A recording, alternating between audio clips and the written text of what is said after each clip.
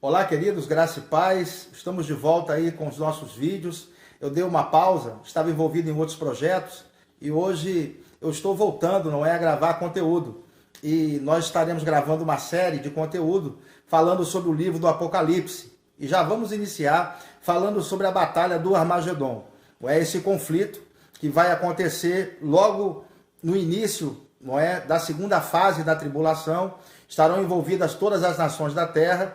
Eles estarão se reunindo num lugar chamado Colina do Monte Megido, mais conhecido ali como Vale de Asdraelon.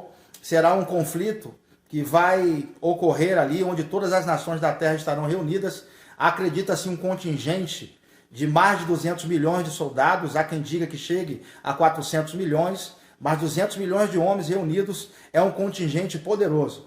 E essa batalha, ela tem 7 fases. Nós estaremos vendo cada uma dessas fases. O curioso nessa batalha é que ela termina, não é, com a ação de Cristo retornando para a terra para instalar o seu governo, e ele mesmo é quem destrói os exércitos do anticristo. Então Cristo participa dessa batalha. No finalzinho dela, ele desce no Monte das Oliveiras, em seguida ele vai a Bosra socorrer os refugiados judeus, e ele termina essa batalha no Vale de Josafá, ali próximo a Jerusalém.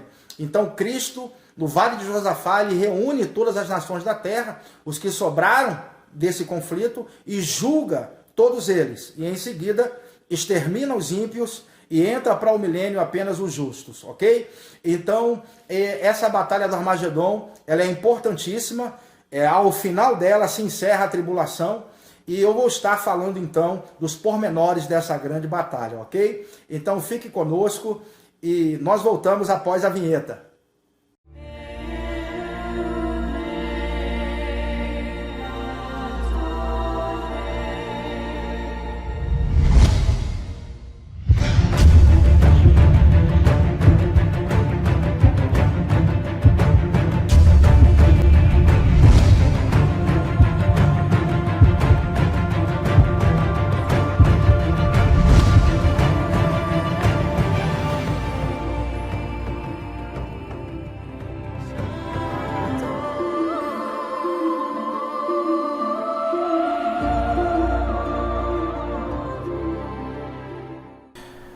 Graça e paz, querido, seja multiplicado sobre sua vida. Bem-vindo ao nosso canal. Se você não é inscrito por aqui, se inscreva para que você possa estar recebendo conteúdo de qualidade sobre escatologia. Se você ainda não clicou no sininho, clica aí para você ser notificado dos vídeos que nós lançarmos aqui com exclusividade. E dê o seu like, nos ajuda demais, porque todas as vezes que você dá o seu like, o YouTube entende que o conteúdo é de qualidade, então ele vai mostrar esse vídeo para mais pessoas. Fazendo assim, você estará sempre nos ajudando, tá certo? Então vamos falar sobre o assunto, a batalha do Armagedon. Quando que essa batalha acontece? Quais são as nações envolvidas nesse conflito? Será que Jesus vai pelejar nessa batalha? Qual o contingente envolvido nessa batalha? A quantidade de soldados envolvidos nesse conflito? Onde ele vai ocorrer, qual é a extensão, não é, desse combate e como ele termina. Nós vamos falar sobre as 7 fases da batalha do Armagedon também, não é? Vamos mostrar que a batalha do Armagedon é diferente da batalha de Gog e Magog. Então tem muita coisa para a gente ver hoje através desse vídeo, tá certo? Então, sem mais delongas, vamos iniciar logo o assunto. Vamos introduzir o assunto. Vamos ver aqui a definição, não é, do nome Armagedon. Qual o seu significado, né? Por que Armagedon? Armagedon vem da junção de 2 palavras, Ar e Megido. Cidade, Ar é cidade, cidade do Megido. Então, essa expressão Armagedon, ela ocorre apenas uma vez na Bíblia, ocorre aqui em Apocalipse, capítulo 16, versículo 16. E os congregaram no lugar que em hebreu ou hebraico se chama Armagedon. Por que esse nome, Armagedon ou Armegido? É por causa dessa cidade aqui, ó. É a cidade do Megido. Essa cidade ficava num platô, Você pode ver aqui existem as ruínas dessa cidade. E aqui na frente, né, você vai ver um vale grande. Esse vale é conhecido como Vale de Asdraelon, ou Planície de Asdraelon. Então, o conflito, não é, dessa batalha, chamada Batalha do Armagedon, vai se dar nesse lugar. Se você for estudar um pouco mais da história antiga, no Antigo Testamento, você vai ver que aqui houveram batalhas fantásticas, né, fabulosas, como a Batalha de Gideão contra os midianitas, aconteceu nesse Vale de Asdraelon. Também aqui ocorreu a morte de Saul e Jonatas. Aqui também houve a batalha do rei Josias. Então esse lugar aqui é um lugar conhecido por muitas batalhas do passado, travadas por Israel. É interessante dizer para vocês que o general Patton, general da Segunda Guerra Mundial, muito famoso, quando ele chegou nesse lugar, ele olhou para esse vale e ele disse assim: olha que lugar interessante, que grande lugar para se ocorrer uma batalha. Ele disse, que lugar fabuloso para se ocorrer uma batalha. Eu não sei se ele conhecia os textos da Bíblia, mas aqui ele estava cantando a pedra, né, como diz no bingo. Aqui realmente vai acontecer a última grande batalha da humanidade, nesse lugar chamado Armagedon, ou Cidade do Megido, ou Colina do Megido. Eu gostaria agora de definir aqui o nome batalha, Batalha do Armagedon. Bom, é conhecido essa batalha como Batalha do Armagedon, mas o nome batalha não é o nome mais indicado. Por quê? O que não é o nome mais indicado? Porque batalha pode ser um único conflito, não é? Está resumido num único conflito. Então, o nome certo seria campanha ou guerra, porque o que nós vemos nos relatos da Bíblia é que não vai ser uma única batalha, vai ser um conjunto de batalhas em que vai ser travada, que vão ser travadas em vários lugares diferentes. Por isso, o nome batalha não é o mais indicado. Ficou conhecido assim e a gente trata assim. Mas o certo é guerra ou campanha, porque a palavra para batalha aqui é a palavra grega polemos, e essa palavra é melhor traduzida como guerra ou campanha. Guerra já são várias batalhas, né? E campanha também são várias batalhas. Então, Batalha do Armagedon não encaixa dentro desse contexto, que quando a gente vai estudar os relatos da Bíblia, nós percebemos, e vão ser várias batalhas. Então, certo é guerra ou campanha. Aqui em Apocalipse 16:14 diz, porque são espíritos de demônios que fazem prodígios, os quais vão ao encontro dos reis da terra e de todo mundo, para os congregar para a batalha, aqui é polemos a palavra, não é? Naquele grande dia do Deus Todo-Poderoso. Então, a expressão polemos sugere que seja guerra ou campanha.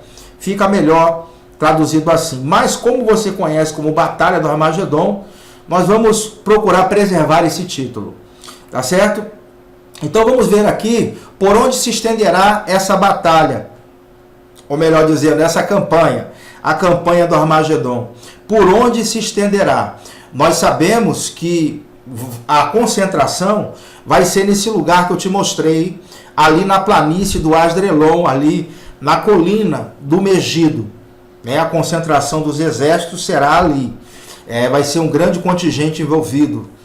Os números da Bíblia dizem que são 200 milhões de soldados. Há quem diga que chegue até mais. Imagine aí uma guerra com 200 milhões de soldados. Então vai ser um combate poderoso.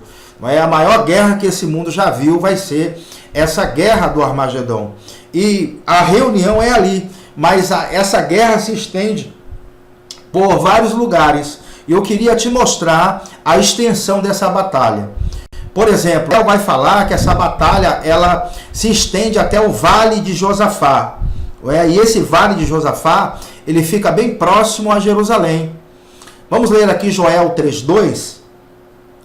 Congregarei todas as nações e as farei descer ao Vale de Josafá, e ali com elas entrarei em juízo, por causa do meu povo e da minha herança, Israel, a quem elas espalharam entre as nações e repartiram a minha terra.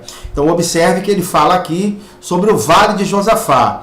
Então a batalha do Armagedon, a campanha do Armagedon, se estende até o vale de Josafá. Também, o texto de Isaías 63 diz que Cristo, ele vai participar também dessa batalha. Na verdade, Jesus Cristo encerra essa batalha, ele acaba com esse conflito, não é? Porque Israel vai estar cercado e uma parte do povo vai se refugiar num lugar chamado Edom, ou Bosra, se você preferir. Nos tempos do Antigo Testamento é conhecido assim, Edom ou Bosra. Nos tempos do Novo Testamento, essa região é conhecida como Idumeia, e hoje é conhecida como Petra. Lá tem uma cidade, né, incrustada na pedra, é bonito. Se você botar no Google aí, você vai ver que é um lugar bonito. Existe uma cidade que foi esculpida na pedra. Então esse lugar hoje está deserto, serve apenas como lugar de visitação. Mas durante o período dessa batalha, Israel vai estar cercado e uma parte vai fugir para esse lugar chamado Bosra. Se você for ler Apocalipse, capítulo 12, ali diz que a mulher, que é Israel, vai estar fugindo para esse lugar, ok, chamado Bosra. Uma parte vai estar fugindo ali para o deserto, e é justamente nesse lugar aí, chamado Bosra. Eles vão estar se escondendo ali, porque o anticristo vai querer destruí-los, uma parte vai fugir para esse lugar, e Jesus, quando voltar na sua segunda vinda, vai socorrer os judeus que estiverem ali, escondidos, não é? Existe aí rumores fortes de que Tim LaHaye, um dos grandes estudiosos da escatologia, ele viajou para esse lugar, e ele enterrou algumas Bíblias nas cavernas que existem ali, com essas passagens da Bíblia marcada, para que quando essa geração que fugir para ali, começarem a se esconder, estiverem temerosos, eles possam ler essas passagens, encontrar conforto e saber que é o Messias que vai dar livramento para eles. Então, Tim LaHaye está evangelizando a geração futura dos judeus que vão estar se escondendo nessas cavernas, em Bosra, nesse lugar. Olha que coisa fantástica. Então, nós percebemos aí pelo relato bíblico que vai haver então um grupo escondido em Bosra, e isso está lá em Isaías 63, quando Jesus vai salpicar suas vestes de sangue para livrar o povo da opressão do anticristo. Vamos ler? Quem é este que vem de Edom, de Bosra, com vestes tintas? Este que é glorioso em sua vestidura. Está falando de Jesus, que marcha com a sua grande força. Eu que falo em justiça, poderoso para salvar. Porque está vermelha a tua vestidura, e as tuas roupas como as daquele que pisa no lagar. Então Jesus, quando vier, ele vem como leão. Ele não vem mais como cordeiro. Ele vem para julgar as nações e livrar Israel da opressão do anticristo.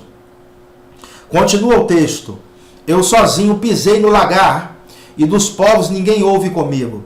E os pisei na minha ira, e os esmaguei no meu furor, e o seu sangue salpicou as minhas vestes, e manchei toda a minha vestidura, porque o dia da vingança estava no meu coração, e o ano dos meus remidos, ou seja, de Israel, é chegado. Então chegou a hora de Deus pelejar por Israel como no passado, e essa peleja vai acontecer no final da tribulação, quando Israel se vê em aperto, como diz lá em Zacarias, a partir do capítulo 10 até o 14, toda a nação de Israel vai se converter ao Senhor. Do menor ao maior vai reconhecer que eles mataram o Messias. E Cristo virá no final dessa batalha, desse conflito, para salvar os judeus das mãos da coligação que o anticristo vai fazer com muitas nações do mundo para destruir Israel. Então Jesus, ele vem para pelejar pelo seu povo. Então nós vimos que o combate vai se estender ali da colina do Megido, ali é a concentração inicial, vai até o vale de Josafá, também vai até Edom ou Bosra, e o conflito também se estende até a cidade de Jerusalém. Zacarias nos mostra isso. Porque eu ajuntarei todas as nações para a peleja contra Jerusalém, e a cidade será tomada, e as casas serão saqueadas, e as mulheres forçadas. E metade da cidade sairá para o cativeiro. Você vai ler isso no discurso de Jesus no Monte das Oliveiras, lá em Mateus 24, Lucas 21 e também Marcos 13, quando Jesus ele vai falar vai repetir essa profecia de Zacarias, dizendo que a cidade será invadida. E é nesse período que os judeus devem fugir. E aqui diz que metade da cidade sairá para o cativeiro, mas o restante do povo não sairá, será extirpado da cidade. E o Senhor sairá e pelejará contra essas nações, como pelejou, sim, no dia da batalha. Então aqui diz que Jerusalém será cercada, uma parte do povo vai sair da cidade para se refugiar lá em Bosra, no texto que nós lemos anteriormente, e outra parte vai ser exterminada na cidade. Então vai ser um período onde Israel vai estar cercado. Então o conflito também vai até Jerusalém. Por isso que não é batalha do Armagedon, não é uma única batalha, são várias. Nós percebemos que vão ocorrer vários conflitos e vão demorar, não é, alguns meses. Esses conflitos irão durar muitos meses. Então será uma campanha. Vamos continuar vendo aqui a extensão da batalha. Informações aqui complementares. Desde o Vale do Megido, no norte da Palestina, através do Vale de Josafá, perto de Jerusalém, até Edom, no extremo sul da Palestina. Ezequiel diz que os exércitos virão para cobrir a terra. Então, o conflito ele vai se estender por toda a região da Palestina. João, ele diz o seguinte, no livro do Apocalipse, diz que o sangue correrá dos freios dos cavalos por 1.600 estádios. Então, 1.600 estádios corresponde a toda a região da Palestina. Agora, o centro do conflito, nós vemos pelas profecias, será a cidade de Jerusalém. Porque eu ajuntarei todas as nações para a peleja contra Jerusalém. Isso está lá em Zacarias 14, versículo 2. Então é a batalha do Armagedon. Ela não é uma batalha isolada, é uma campanha ou uma guerra em vários lugares. Vai desde a planície de Asdrelon, passando pelo Vale de Josafá, até Edom, também Jerusalém. Então será um conflito bem extenso. Toda a região da Palestina estará envolvida. Então, a motivação dessa batalha, como vai começar essa batalha? Quem está por trás? Quem está incitando essa batalha? O texto de Apocalipse vai nos trazer luz sobre essa pergunta, porque existe uma influência maligna por trás desse conflito. Aqui, em Apocalipse 16:13, vamos perceber que é Satanás, o anticristo e o falso profeta que vai enganar as nações com espíritos de engano, fazendo com que os reis sejam convencidos a vir lutar nesse conflito, com a ideia de exterminar os judeus e todas as pessoas que aceitarem a Cristo durante o período da tribulação. Se você for lá em Daniel capítulo 7, lá em Daniel 7 diz que o anticristo fará guerra contra os santos. Apocalipse 13 também repete essa expressão, fazer guerra contra os santos. Ou seja, o intuito dessa confederação de reis lideradas pelo anticristo é destruir o povo de Deus. Ok? Nesse caso, o povo judeu, porque a igreja não estará mais aqui. Já terá sido arrebatada há muito tempo. Então, qual é o versículo que mostra que existe um espírito de engano que irão convencer os reis da terra a lutarem no conflito? Apocalipse 16:13. E da boca do dragão, e da boca da besta, e da boca do falso profeta, vi sair 3 espíritos imundos, semelhante a rãs. Então esses espíritos imundos vão fazer o quê? São espíritos de demônios que fazem prodígios, os quais vão ao encontro dos reis da terra e de todo mundo para os congregar para a batalha, naquele grande dia do Deus Todo-Poderoso. Então haverá sinais e prodígios, e a Bíblia diz, quando Jesus vai falar desse momento, diz que se possível fora, esses sinais e prodígios enganariam até os escolhidos, não é? Então percebe aqui que esses espíritos são espíritos enganadores, que operam sinais através do falso profeta e da besta, e vai enganar os reis do mundo, convencendo eles a virem lutar na batalha do Armagedon. Então eu acredito que tem a ver com crença religiosa, não é? Existem fortes indícios disso, porque sinais e prodígios é típico de crença religiosa. Por isso que o anticristo ele tem um cunho religioso muito forte, mais do que as pessoas imaginam. Também nós vamos perceber que existe uma permissão de Deus para que isso aconteça.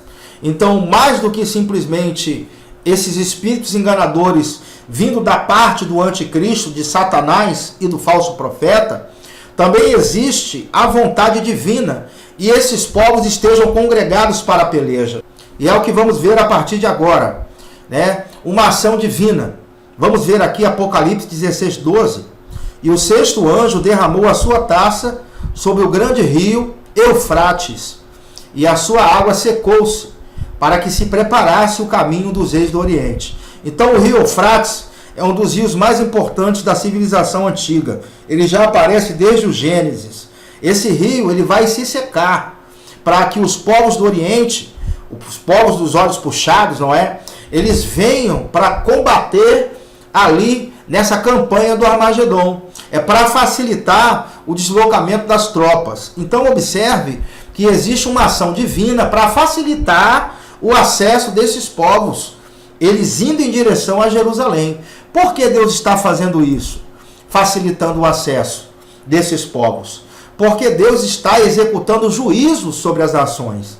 Se você estudar a história de Israel, você vai entender que Israel passou por vários cativeiros: egípcio, assírio, babilônico, medo-persa, grego, romano. Até hoje Israel está cercado por nações árabes. Essas nações estão sempre em conflito com eles. Então vai haver um dia em que Deus vai julgar tudo isso. Toda essa opressão ao povo judeu será julgada. E o dia é o dia que vai ocorrer essa campanha do Armagedon. Vai ser nos dias dessa batalha que Deus vai estar executando o julgamento. Isso é bem claro em Joel 3:2, que diz: congregarei todas as nações e as farei descer ao vale de Josafá, e ali com elas entrarei em juízo por causa do meu povo e da minha herança, Israel, a quem elas espalharam entre as nações e repartiram a minha terra. Então aqui é mostrado para nós o motivo da batalha, o juízo divino sobre as nações que oprimiram o povo judeu. O outro texto de Joel também continua nos mostrando isso. Ajuntai-vos e vinde, todos os gentios em redor, e congregai-vos. Ó Senhor, faze descer ali os teus fortes, suscitem-se os gentios e subam ao vale de Josafá, pois ali me assentarei para julgar todos os gentios em redor. Lançai a foice, porque já está madura a seara. Vinde e descei, porque o lagar está cheio, e os vasos dos lagares transbordam, porque a sua malícia é grande. Multidões, multidões no vale da decisão, que é o vale de Josafá, porque o dia do Senhor está perto, no vale da decisão. O dia do Senhor é um outro nome dado à grande tribulação, não é? Então está dizendo aqui que vai haver julgamento das nações no vale de Josafá, e o Senhor ele vai pelejar pelos seus redimidos, os judeus. Ok? Então existe juízo envolvido, vontade divina, que os povos se congreguem para serem julgados. Então vamos ver aqui quem são os participantes da campanha do Armagedon. Quais são as nações envolvidas? Bom, primeiro aqui a federação de 10 reinos sob a liderança da besta.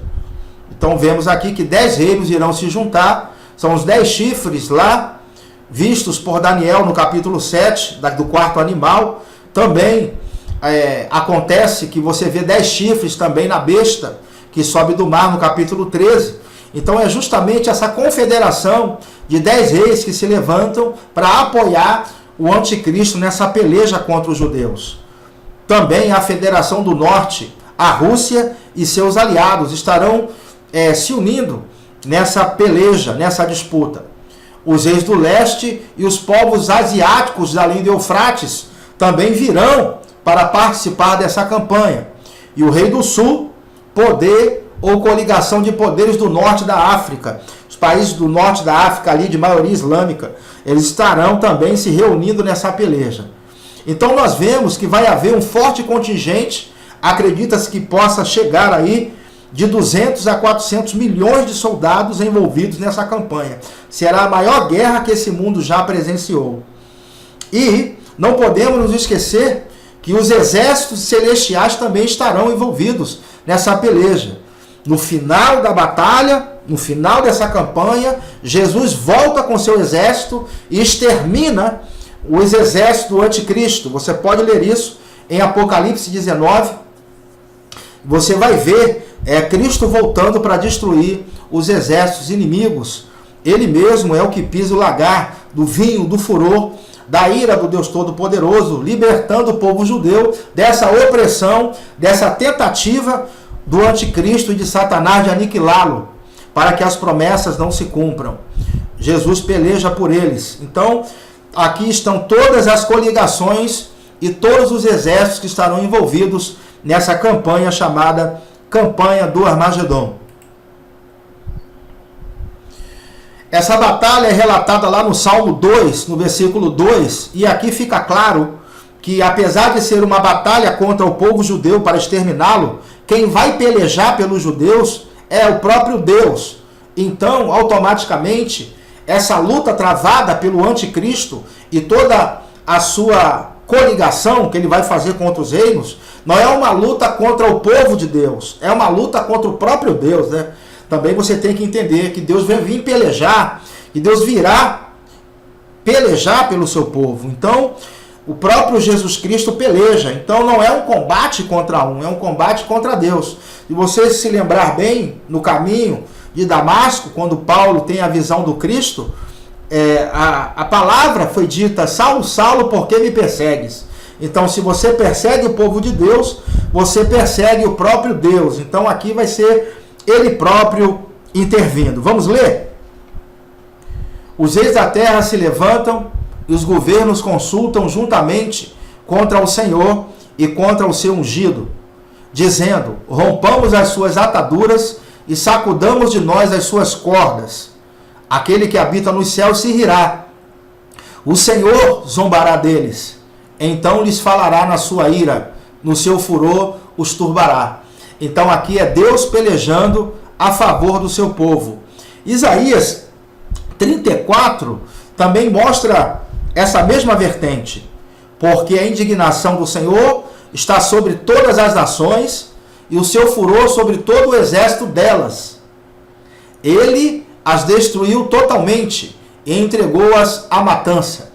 E os seus mortos serão arremessados e dos seus cadáveres subirá o seu mau cheiro. E os montes se derreterão com o seu sangue, e todo o exército dos céus se dissolverá. E os céus se enrolarão como um livro, e todo o seu exército cairá, como cai a folha da vide e como cai o figo da figueira. Então o Senhor mesmo está pelejando, destruindo esses exércitos. Isso acontecerá durante a segunda vinda de Cristo. Aqui vai mostrar Cristo, o momento, o Apocalipse antecipando esse momento que vai ocorrer no capítulo 19. Aqui uma antecipação, o capítulo 17. Estes combaterão contra o Cordeiro, estes quem? Os exércitos do anticristo. E o Cordeiro os vencerá, porque é o Senhor dos senhores e o Rei dos reis. Então vai haver combate? Sim, aqui diz que combaterão. Olha. Eles virão para tentar combater contra aquele que virá no cavalo, e nós voltando com ele, né? Diz aqui, ó, e o Rei dos reis os vencerão. Os que estão com ele, e vencerão os que estão com ele, chamados e eleitos e fiéis. Então, nós ficamos no céu durante só 7 anos. Aqui a gente volta com Jesus no final da tribulação, quando ele vai destruir os exércitos do anticristo. Se você tem dúvida que nós voltamos com Jesus, você pode ler Judas 14 e ler Apocalipse 19, versículo 8 e versículo 14. Ali mostra a igreja voltando com Jesus. Anjos também voltarão e a igreja também voltará, porque nós somos os eleitos, e nós voltamos com ele. Aqui diz que o seguinte, porque é o Senhor dos senhores e Rei dos reis, vencerão os que estão com ele, ou seja, quem estão com eles? Os chamados e eleitos e fiéis. Ou seja, nós voltamos com Jesus no final da tribulação para reinar com ele durante 1000 anos. Ok? A campanha do Armagedon é a mesma batalha de Gog e Magog? Existe a batalha de Gog e Magog, que está lá em Ezequiel 38 e 39, é falado dessa batalha, e muita gente diz que é a mesma batalha. A batalha do Armagedon é a mesma de Gog, de Ezequiel 38 e 39. Eu quero te mostrar aqui algumas provas que não é, e quero te mostrar algumas diferenças. Eu creio, na minha opinião, é que essa batalha, ela ocorre na primeira fase da tribulação, ou no final da primeira fase da tribulação, antes de chegar à segunda. Eu creio que essa batalha de Gog, ela se desenrola. Eu creio que essa batalha de Gog, ela é o estupim para se iniciar, então, a campanha do Armagedon. Mas não é a mesma batalha. Vamos ver as diferenças? Na batalha de Gog, são mencionados aliados definidos. Em Armagedon, todas as nações estão reunidas. Não é? Olha a diferença. Gog vem do norte. Em Armagedon, os exércitos vêm do mundo inteiro. Gog vem para saquear, enquanto que em Armagedon as nações se unem para destruir o povo de Deus. Olha a diferença. Então os propósitos, as motivações, elas são bem diferentes. Há o protesto contra a invasão de Gog, em Ezequiel 38, 13. Em Armagedon, esse protesto não acontece, pois todas as nações estão reunidas contra Jerusalém. Então não vai haver protestos, como em Gog existe. Gog é o líder dos exércitos em sua invasão. Em Armagedon é a besta que os lidera. Então observe aqui que são líderes diferentes.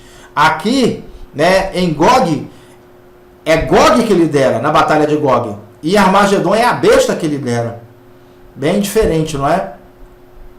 Outra diferença, Gog é derrotado pelas convulsões da natureza. Está lá em Ezequiel 38, 22. Os exércitos em Armagedon são destruídos pela espada que sai da boca de Cristo. Não é? Então, lá em Zacarias, se eu não me engano, é o capítulo 10, diz que vai haver desintegração do exército, né, pela palavra que sair da boca do Cristo. Se você já viu desintegração em filmes de ficção científica, onde a pessoa se desintegra, você vê que os olhos e a pele vai se desfazer mediante a palavra que sair da boca do Cristo. É desintegração, não é, que a gente chama. Então os exércitos serão desintegrados pela ação e o poder do Messias. Os exércitos de Gog são colocados em ordem no campo aberto. Em Armagedon são vistos na cidade de Jerusalém.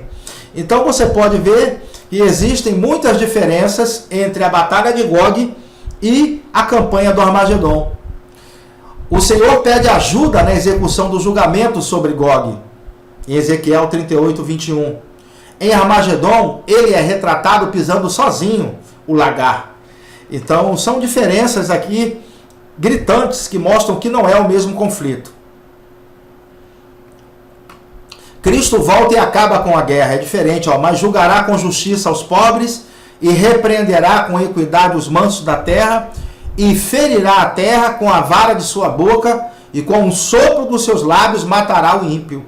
Então Cristo ele intervém na batalha do Armagedon no seu final, destruindo os exércitos inimigos e dando liberdade ao seu povo. Vamos ver agora, para a gente terminar, as 7 fases da campanha do Armagedon. Ela está dividida em 7 fases. A primeira fase, o rio Eufrates se seca, abrindo caminho para os povos do Oriente. Então nós já falamos aqui que o rio vai se secar. A primeira fase da batalha, ela é marcada por esse evento.